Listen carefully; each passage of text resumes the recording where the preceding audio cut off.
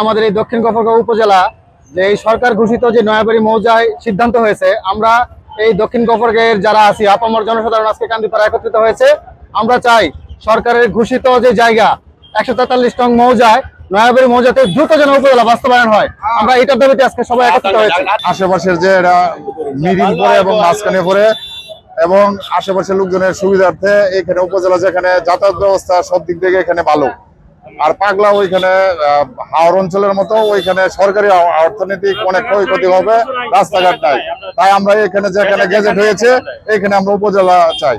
নয়াবাড়ি মৌজায় দক্ষিণ গফরগাঁওয়ের যে উপজেলাটি হতে যাচ্ছে, এই উপজেলার মূল ভবন নয়াবাড়ি মৌজাতে হবে। বিভাগীয় কমিশনার আসছিল, উনি এসে আশ্বস্ত করেছে আমাদের এখানে উপজেলাটি হবে, এখানে মূল ভবন হবে। 8টি ইউনিয়নের মাঝখান হলো এখানে, 8টি ইউনিয়নের মূল কেন্দ্রবিন্দু এখানেই। এখান থেকে সকলের জন্য সুবিধা হয়। আমরা নিগড়ি থেকে আসছি, নিগড়ের মাঝপথ হলো এই 8টি নয়াবাড়ি মৌজা, এই মৌজাটি উপজেলা মূল ভবন হবে। এটা আমরা সাধুবাদ জানাই। দক্ষিণ গফরগাঁও উপজেলা বাস্তবায়নের জন্য ময়মনসিংহের বিভাগীয় কমিশনার মহোদয় আজকে স্থান পরিদর্শন করে গেছেন। আজকে আমরা দক্ষিণ গফরগাঁওয়ের মানুষ, 8টি ইউনিয়নের মানুষ এখানে সমবেত হয়েছি এবং সবাই আনন্দিত।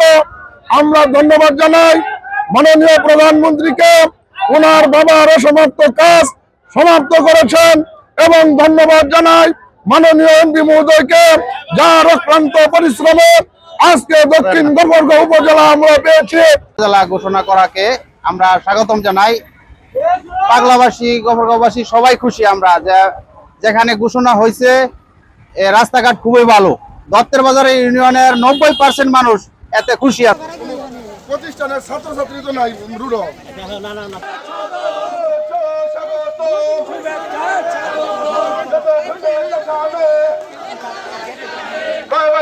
উপজেলা চাই, নয়াবাড়ি মৌজা উপজেলা চাই।